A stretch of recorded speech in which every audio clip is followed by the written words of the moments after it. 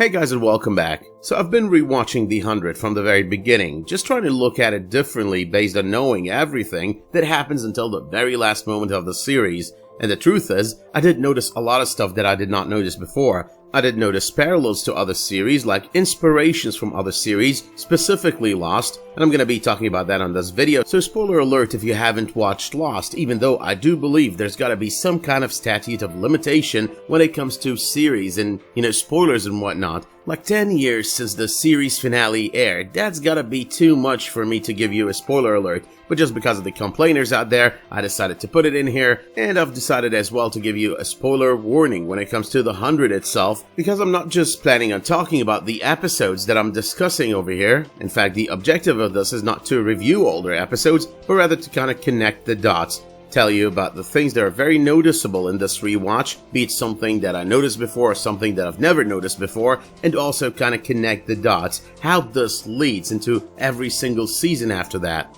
But okay though, for our first video we're going to be talking the first 3 episodes of the first season of The 100, so let's get started. Now first and foremost, we do see Clarke at the very beginning of the series drawing on the floor of her cell. I've got to mention this because a lot of people believe that this was about transcendence, that the writers and whatnot knew where they were going from the get-go, and that is just because we do see this scene at the very end of the series as the series fades to black. Now this might be the intention on the finale, to make it seem like they knew where they were going, like this drawing, this portrait that she was drawing in that floor was about transcendence, but I'm thinking here they never really had it all planned, never really figured it out from the get-go. They just repurposed that moment. 90% of the time, no series knows where they're going to be going season in and season out, let alone the final season when they're just starting with a premiere.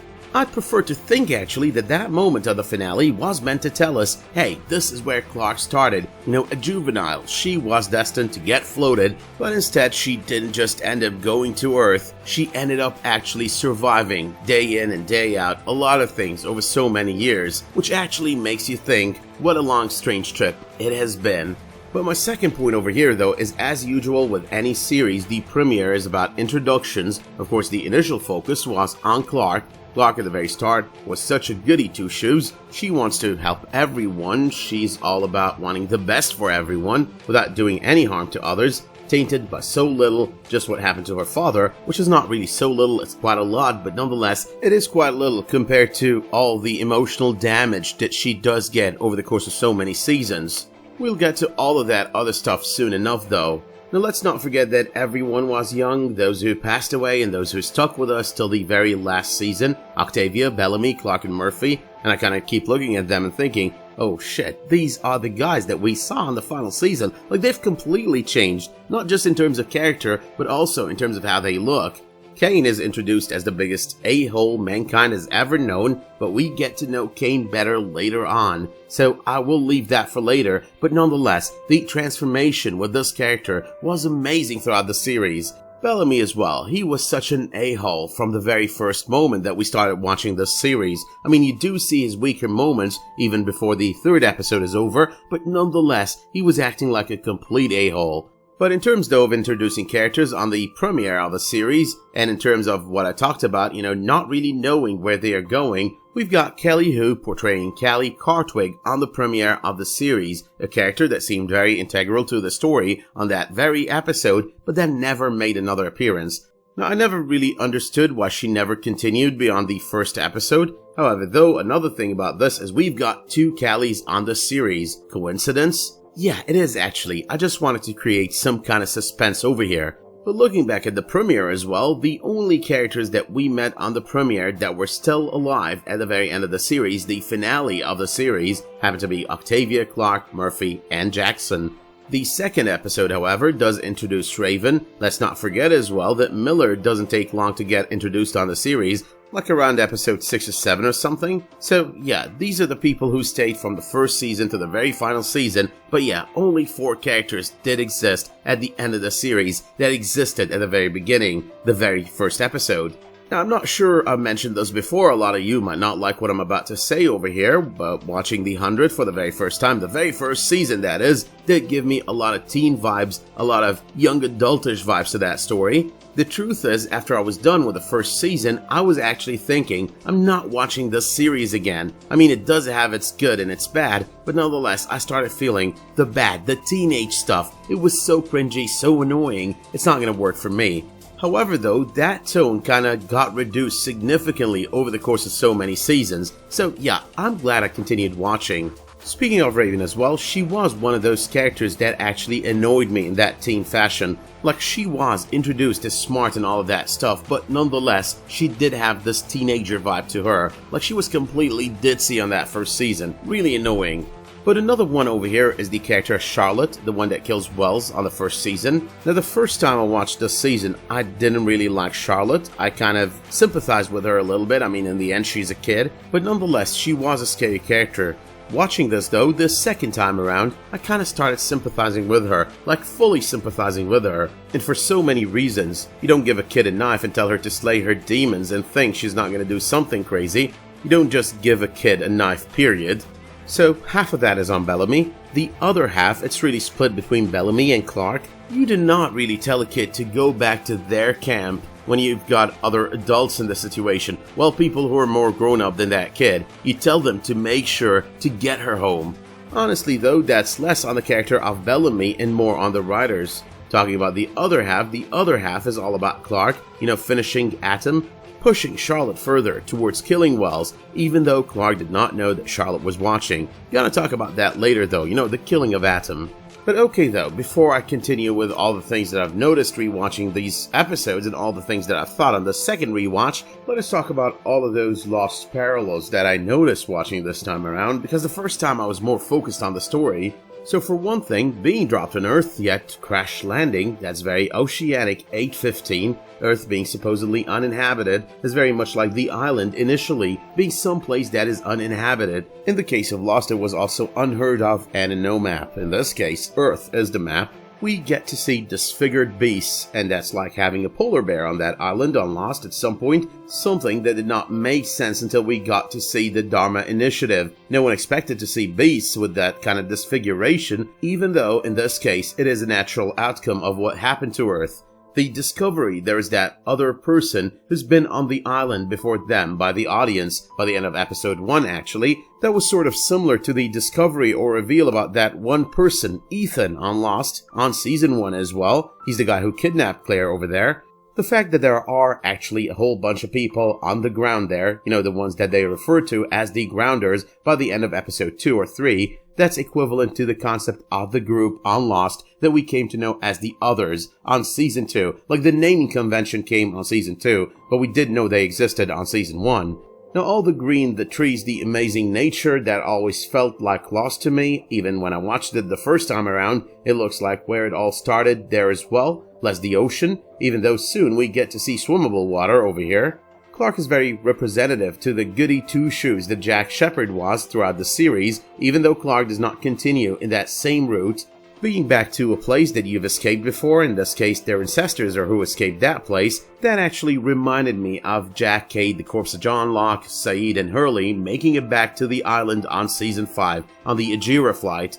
There's the fact that we're getting to those flashbacks and from the get-go on the series and on so many episodes at first to show us how they all came to be who they are, the 100, and also end up where they're at, on Earth. That definitely felt like a play out of the Lost book. Now that speech as well by Wells about not surviving here on our own on the very premiere, that's very reminiscent of the Live Together, Die Alone speech made by Jack Shephard on the second season of the series. I think it was the finale, and I'm a little bit confused actually. Was it Cade that made it, or was it Jack? But I'm almost certain it was Jack. Now I even look at Murphy on this series and I start thinking he is the Sawyer of this group. The guy who seems to be the biggest a-hole, the guy that's all about himself, extremely selfish and does not care about anyone else. And not surprisingly, John Murphy and Sawyer both did care in the end. Both did hide their care throughout most of the seasons, but in the end, the two of them did actually give a shit. Now the next one over here is not really a parallel, but rather a funny bit. Because if you notice over here, the guy who plays Kane, Henry Ian Cusick, he's the guy who portrayed Desmond Hume on Lost. However, though over here he's more of a Charles Widmore at the very beginning, you know, the entire power struggle thing that Charles Widmore on the series had with Ben, and had a little bit of it with Jacob as well. But nonetheless, he is more of a Charles Widmore at the very beginning, and later on, closer to being a Desmond, but not exactly a Desmond. Moving on and away from all those Lost parallels though, the premiere of the season makes you think of Octavia and how much she has grown over the course of so many seasons to become the Octavia that we know at the very end. The many changes she went through. Funny enough, Octavia did become one of my favorites as seasons passed by. The same did apply to Raven. However, at the very beginning, both of them did annoy me very much. Both of them just contributed a lot at the very beginning to that feel that the series was a little bit young adult-ish or teenager-ish. As a matter of fact, the only two people that landed on Earth and actually acted like adults happened to be Wells and Clarke. Bellamy was acting like the teenage bully as well, so he wasn't really the good guy there. He wasn't really the entertaining guy for me. The one character though that's always been an enigma to me, the one character that I didn't know whether to love or hate on the first season, I kinda liked his character because it was different. He was not really trying to fit in either with Bellamy or with Clarke, happens to be Murphy. He's a likable character in a way because he was not just trying to be an asshole, he was one. I mean, I thought he was going to be the villain in the middle of the group. He was not going to survive that one season because villain usually dies. But of course though, when I say likable, I mean it in the sense that you hate him. You hate him so much you like how he's portraying that a-hole. But the first episode though, or a couple of episodes, do establish a lot. They established that Bellamy, all his anger, that's all about his mother, the floating of his mother. Her crime was having a second child in a place that takes birth control very seriously. It is understandable why they think that way, why they do that kind of thing. It is also interesting how that bit was built into the series, because I think it's not just about Bellamy. It is about the fact that all of these guys, all of these kids that landed on the ground, none of them, except for Bellamy, had a brother or a sister. No one had a sibling.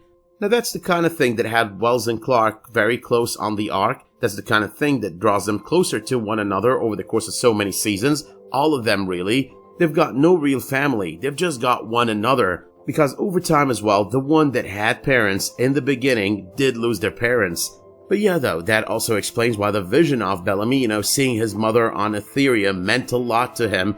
Kind of broke him, kind of had him believe in Cadigan. Because in the end, I know the transcendence was real, but let's be honest, believing in Cadigan is one thing, and believing in transcendence is another thing. Believing in Cadigan, or let's be more precise here, worshipping Cadigan in a way, that's quite the bad thing. That's not really the thing that makes me think Bellamy was great at the very end, even if transcendence was real. Because in the end does not really justify the means. Doing the wrong thing for the right thing or the right reasons does not really make the wrong thing right. Now, there is another thing that I did not like about the premiere of the season or the first couple of episodes. Jasper surviving that very first incident, being pretty much impaled.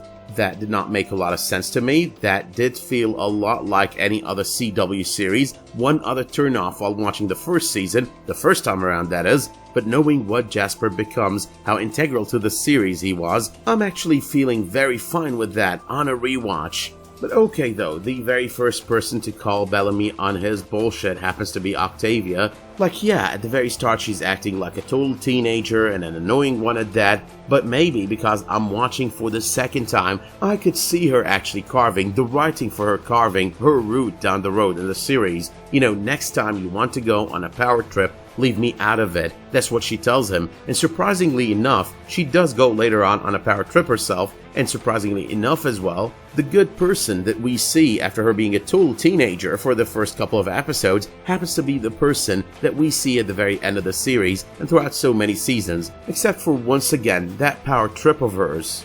Now, interestingly enough as well, when it comes to Octavia, there's a parallel in Season 7 to something out of Season 1, Octavia and Clarke bonding. They bonded on Season 1 over Jasper, saving Jasper, and on the final season, they bond over their daughters, Hope and Maddie, saving them or keeping them safe. Now, another thing over here, though, is it is interesting that Finn agrees with Bellamy early on in the events of the series on Jasper being a lost cause. However, though, that's what Finn ends up becoming, becoming a lost cause himself. Like the only way to save him from what's waiting for him is by killing him, and that's what Clarke does then. But let us, though, take a break over here and circle back to those parallels to Lost. Finding that car on the 3rd episode of the season is kind of similar to finding that van on Lost. I think it was Hurley that found it, but even better though, the way they were opening it or staring at it while standing on top of it, that pretty much reminds us of the opening of the hatch or the staring at the hatch as well, you know, as in Locke and Boone throughout season 1, and then Jack, Kate, Hurley, and Locke at the end of the season. I gotta say, rewatching, I might not have remembered that Kelly Hu was part of the series, but I did always remember that Wells was. And the thing about remembering Wells over here is that the guy only existed for 3 episodes in the entire series. But nonetheless, his friendship with Clarke, the way he did take her shit and never told her, you know, about her mother being the one that told on her father, that kind of stuff. The fact that he actually took the blame for being the snitch over here, all of that put together makes him one hell of a memorable character.